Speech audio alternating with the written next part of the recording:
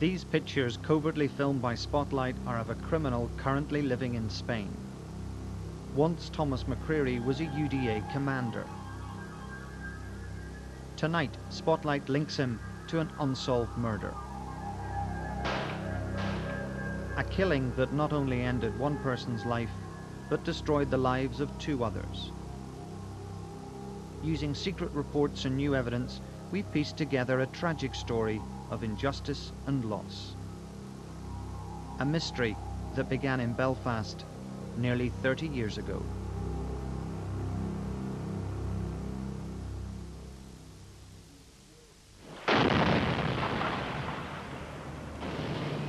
Three decades ago, the Troubles were at their height. 1976 was one of the bloodiest years, with the death toll close to 300. One of those who died that year was accountant Peter Johnson. The 28-year-old was shot in his North Belfast home simply because he was a Catholic. He left behind a daughter he never saw grow up.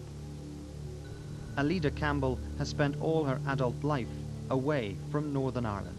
He was killed because he was a Roman Catholic, and at that time that seemed to be the thing that went on, tit for tat, sectarian killings. For me, living in England most of my life,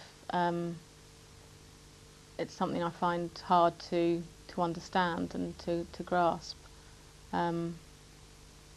To be caught up in something like that feels quite very alien to me. It's not something I understand. Peter Johnson's murder had all the hallmarks of a loyalist killing. After a night's drinking in a Belfast city centre bar, he was given a lift home by a friend. It was the last time he was seen alive.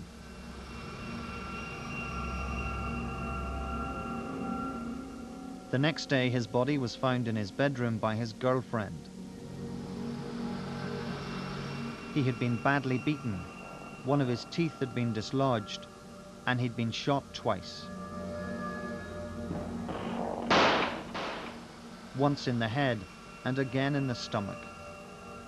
The Peter Johnson murder fitted a pattern and appeared to be the work of a ruthless UDA gang known as the window cleaners, who used ladders to get into people's houses. At that time in North Belfast, there was a number of tactics used by terrorist groups.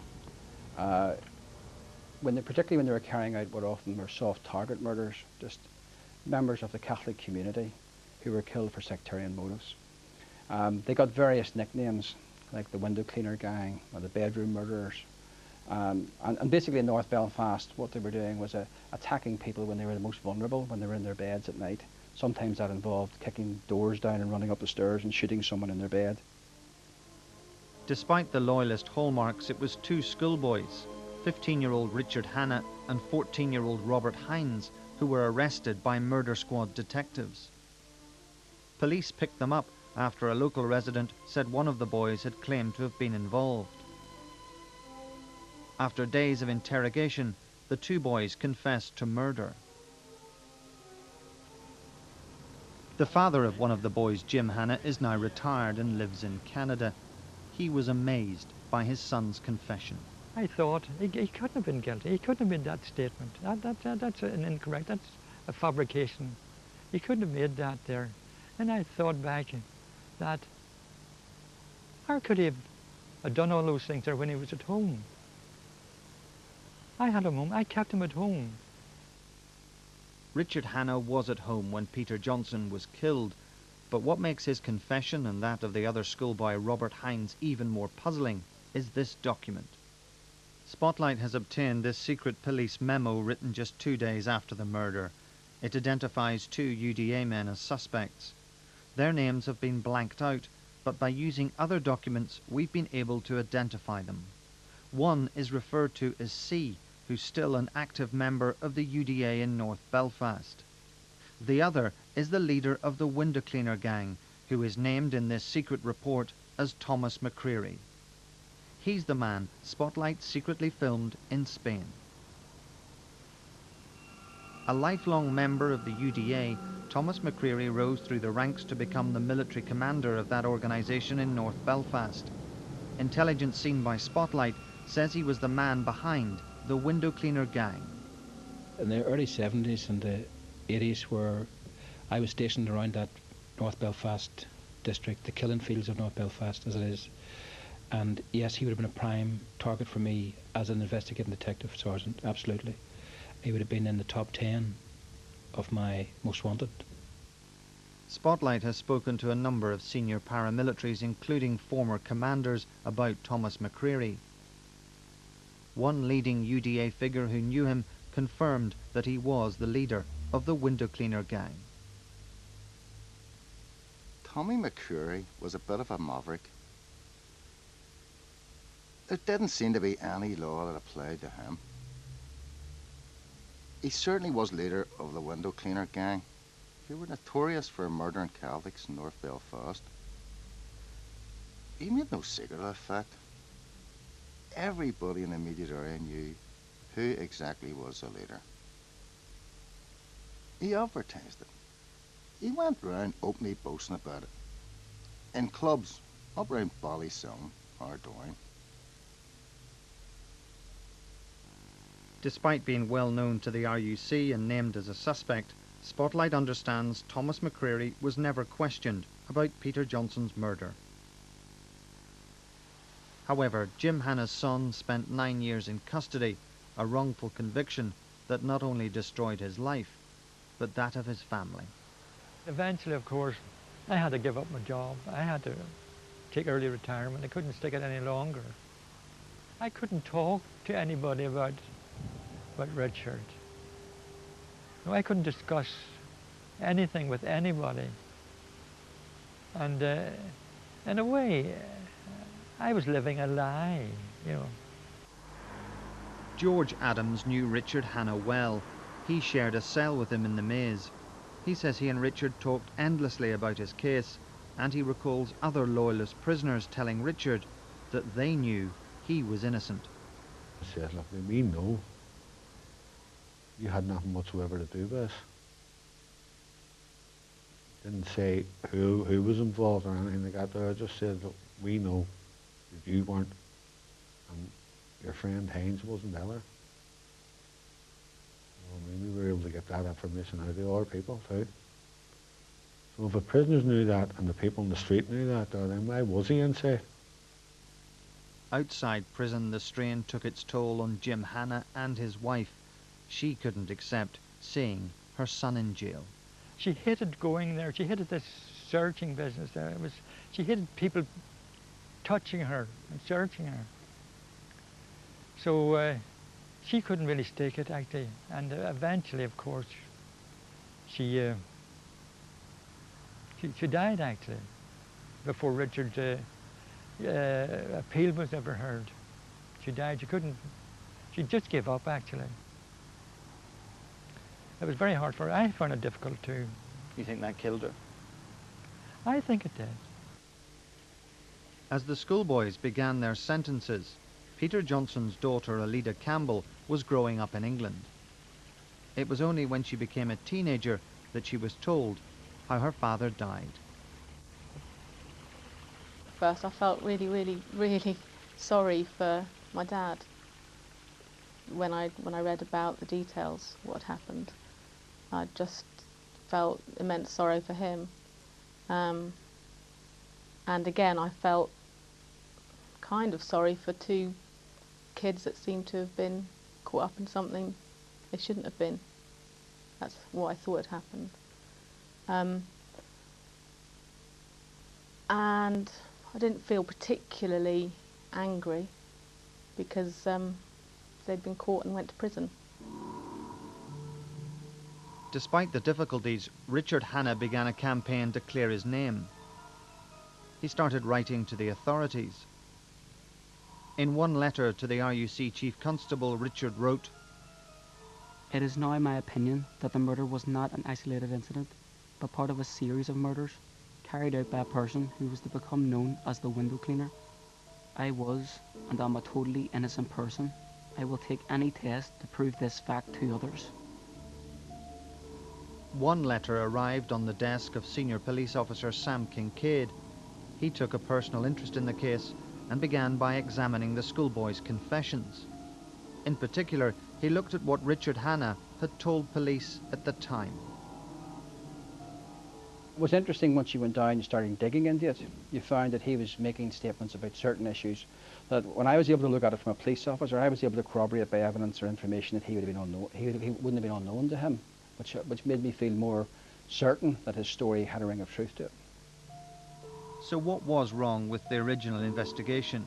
With no forensic evidence against the two schoolboys, the entire police case was based on their confessions, which they were pressurized into making.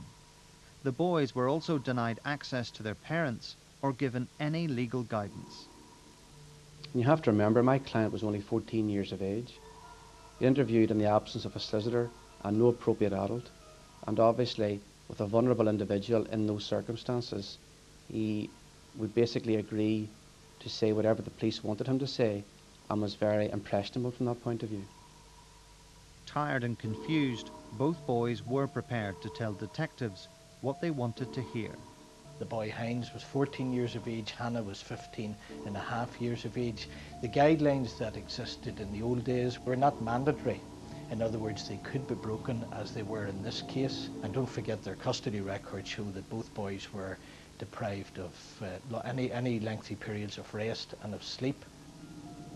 Robert Hines was held in custody for 75 hours and interviewed 4 times.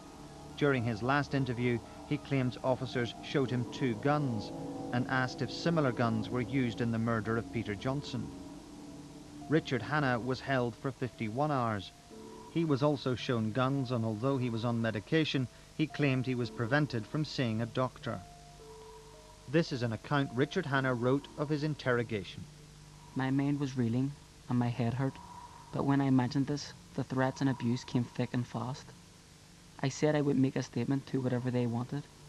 I was really tired, my head hurt, and my mind was ragged. I would and did say things to keep them happy. What's now clear is that the two schoolboys' confessions contained a catalogue of inconsistencies. Their accounts given by the 2 young boys are totally different in terms of where they met, at what time they met, who they were with, what they did when they got to the house, who went into the house, who fired the shots, how many shots were fired. One person said 2 shots, the other said 3 shots. How they made good their escape, what they did with the guns. All these were material differences that did not add up. And one would have thought that if 2 people had carried the same crime and they were both given what were meant to be truthful confessions, that there would have been some similarity between the 2 accounts.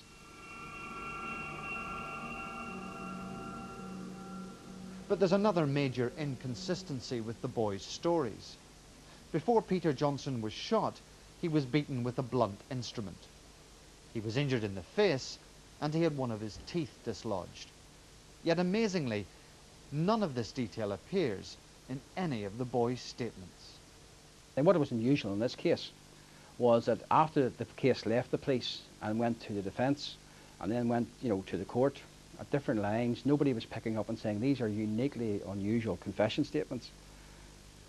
In 1977, Richard Hanna and Robert Hines were sent to prison for what would turn out to be 8 years. Perhaps the most convincing evidence in their defence is the fact that the window cleaner gang continued to operate as the boys served their sentences. Spotlight has obtained crucial information about the guns used in Peter Johnson's killing. We've obtained a secret report that shows that the weapons were used twice after the boys went to prison. It is significant in the sense that the guns were used after Mr. Johnson's death in 2 cases. One was a random sectarian murder, a dreadful attack, not more than 400 or 500 yards from where Mr. Johnson died. And the second was an attempted murder, which involved an attack through the ladder on a bedroom. So that fits into the whole cycle of linked investigation. In 1985, both Richard Hanna and Robert Hines were released from prison. Robert Hines began living a quiet life outside Belfast, anxious to keep his past private. Richard Hanna carried on his campaign to clear his name. He knew enough, actually, to overthrow the conviction.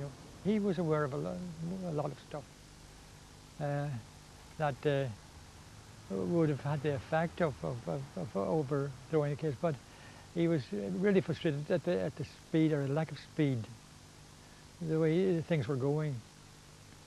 He didn't seem to be getting anywhere. By now, Richard Hanna had left Belfast and had settled in England with his girlfriend. She remembers Richard becoming increasingly upset about how long it was taking to overturn his conviction. Richard found the delay and hold-up of the investigation and the referral back to the Court of Appeal very difficult to deal with. He developed a problem with alcohol, and on each occasion that there was a hold-up or something about to happen relating to the case, he found he would tend to drink to kind of block it out. But by now, senior police officer Sam Kincaid was making progress. In an unprecedented move, he was asked to investigate the convictions by the Criminal Cases Review Commission, the body set up in Birmingham to examine alleged miscarriages of justice. Because of our formidable powers, we had access to highly sensitive intelligence information, which also supported the defence case and undermined the prosecution case. So by the end, there really was quite a lot of information that brought the safety of these convictions seriously into question. But tragically, Richard Hanna never lived to see his name cleared. The day before his appeal was due to start in Belfast, he embarked on a heavy drinking session. That night, he drank more than perhaps he had drunk before. The next morning, I woke to find that he had died. They were going to court that morning for the hearing. My whole world collapsed. And the man I loved had died. Richard Hanna's death from alcohol poisoning devastated his family, but his appeal and that of Robert Hines continued. Last month, here at the Court of Appeal, 3 judges gave their reasons why their convictions were unsafe. They cited the emergence of new evidence and the fact that material was withheld from the defence. Although there was praise for the work of senior PSNI officer Sam Kincaid, there was criticism of the way the RUC had treated the 2 boys. Somewhere the whole criminal justice system seems to have let these 2 young fellas down. But was it just bad police work? I can speak on behalf of the police service in the sense that we got it wrong in relation to the investigation of the death of Mr. Johnson. Robert Hines is today living outside Belfast, away from the public gaze. He didn't attend any of the court hearings and he declined to take part in this programme. Both he and the Hanna family are considering civil action over wrongful arrest and imprisonment. But the battle for justice doesn't rest with the Hanna and Hines families alone. Nearly 3 decades on, Peter Johnson's daughter wants the real killers to be caught. The only thing I, really want to do is make sure that, my father isn't forgotten, Peter Johnson isn't forgotten, and that we remember that that was what started all of this, his murder. And if there's somebody out there who's committed this crime and has known about it all these years and hasn't been caught, then we need to look at that again very thoroughly, and that's what I'd want to happen. So who were the real killers of Peter Johnson, and what happened to Thomas McCreery, the man named as a suspect back in 1976? Now aged 60, he lives in southern Spain. Spotlight tracked him down to his luxury villa, where he spends much of his time carrying out improvements. Hidden behind electronic gates, it's all a world away from the back streets of Belfast, where he's still remembered as the leader of the window cleaner gang, the gang that carried out the Peter Johnson killing. I will remember That was McCreery's team who did that murder. It followed the same pattern as the rest in the immediate area. There was nobody else about the area. There was no other loyalists murdering people in their own homes. Thomas McCreery has led a life of criminality, but intriguingly has spent little of it in prison. Spotlight has been shown this police intelligence file which described him as associating with drug dealers and other criminals and suspecting him of involvement in racketeering, shootings and murder. Arrested on numerous occasions, he has led a charmed life. He's never been convicted of a terrorist offence. But in the early 1990s, it seemed McCreery's luck had run out. Not with the authorities, but with his own associates, who attempted to murder him after a dispute over money, and some believe drugs. The UDA had contacted this man, McCreery, to cut a deal, as McCreery thought, a cosy relationship which would allow him to continue in drug dealing in the North Belfast district, West Belfast district, so long as he paid the UDA large sums of money. The fact was that they were going to eliminate him. After surviving the shooting attempt, he fled to Margate in Kent. According to court documents, here he resumed his criminal life, associating with gangsters from London and smuggling drugs from the continent. The plan was that McCreery would effectively be the link man with the international drug cartels that he was buying the drugs from, and that the drugs would then be parcelled and sent to Margate, and from Margate they would be sent to Northern Ireland. McCreery soon became well known in the criminal underworld in England, and his Belfast experiences made him a man in demand. Court documents state that in 1991 he was paid £35,000 by a London criminal to kill a top Metropolitan Police informer. McCreery arranged for 2 loyalist gunmen to carry out the killing. The hit typified the type of contract killing that was going on in Colombia and Northern Ireland at the time. 2 men on a motorbike, the man riding pillion with the machine gun or pistol doing the hit, and then getting back on the bike and driving off. No witnesses that could identify the killers because they were both wearing helmets. Typical of the drug wars of Colombia in the 1980s, typical of the wars going on in Northern Ireland in the 80s and 90s. McCreery's ability to evade justice continued, and before police in London could find him, he did a disappearing act and turned up here in southern Spain. He may have eluded the English police, but it wasn't long before McCreery caught the attention of the Spanish authorities. In May 1997, he was arrested as part of a £20 million drug smuggling plot in Alicante, but he was later acquitted.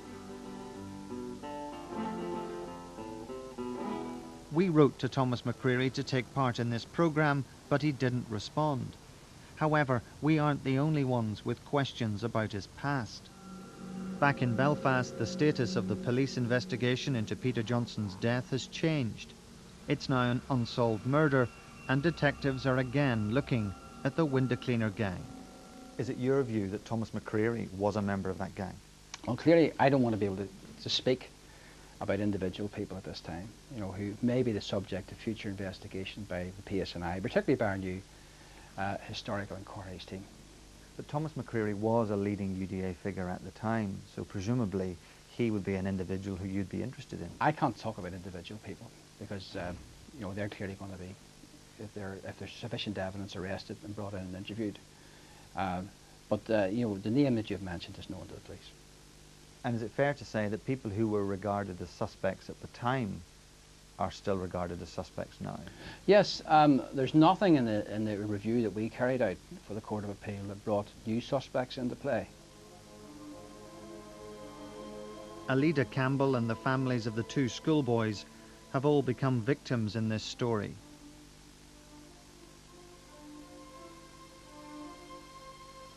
For Richard Hanna, the tragedy of the last 3 decades is compounded by the fact that he never lived to see his conviction overturned.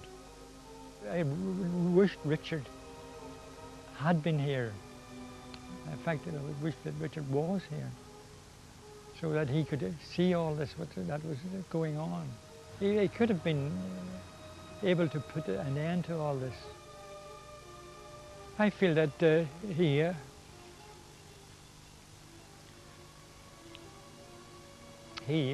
lost his youth.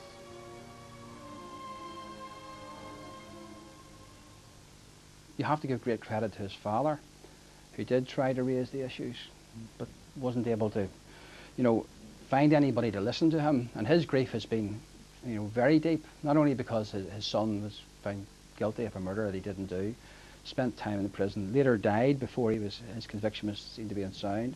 But he, looks back at times and thinks, is there more I could have done? And there wasn't more he could have done, but he did to his best as a father. So, when you look back at it, it's a time of there's great grief to two families through a set of events that happened that were outside their control. For Richard's partner, Carolyn, the last few months have been difficult to comprehend. I'm moving through stages of grief. As far as the future is concerned, I'm determined that Richard's name and his story is valued and honoured, because it hasn't been in his lifetime. Nearly 30 years on, this mystery has yet to be solved. As a story, it has turned full circle. The victims are still looking for justice, and the police are once again on the hunt for Peter Johnson's killers.